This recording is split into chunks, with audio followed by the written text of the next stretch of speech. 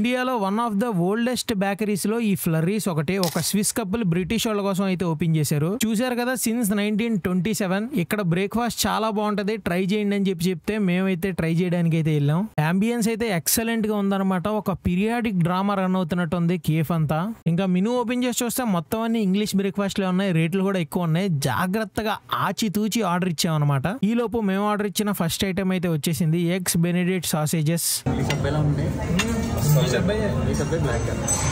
Basic గా ఇందులో Ham sausage ఉంటది. మనం చికెన్ సాసేజ్ అని పర్టికులర్ గా చెప్పుకోవాలి. పర్టికులర్ గా ఈ ఐటమ్ అయితే నాకు చాలా నచ్చింది. Sorry for those drops.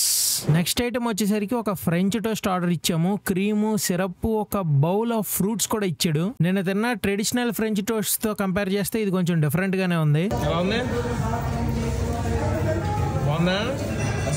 నీకెలా ఉంది?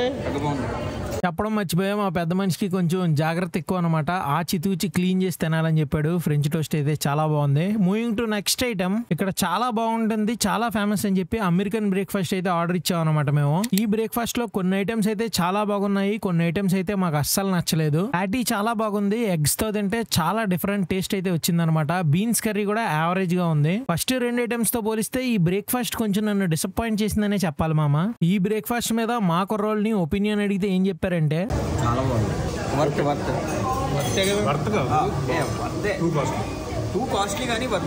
ఫైనల్ గా ఒక కాంప్లిమెంటరీ క్యాపచీనో అయితే ఇచ్చారనమాట. కాఫీ చాలా బాగుంది. మా వాళ్ళకి చేదు కాఫీ అలవాటు లేక అందులో షుగర్ వేసుకొని ఎక్కువ తాగారనుకోండి, అది వేరే విషయం. ఫైనల్ గా మన స్టార్ ఐటమ్ బిల్ అయితే వచ్చేసింది. 2900 అయితే అయిందనమాట. బిల్లు 3000 అవ్వకపోవడానికి ఒకే ఒక్క రీజన్, ఇక్కడ ఇస్తున్న స్పెషల్ 350 రూపాయల వాటర్ బాటిల్ 250 రూపాయలకి ఇస్తున్నారు. ఆ వాటర్ బాటిల్ మేము ఆర్డర్ చేయలేదు.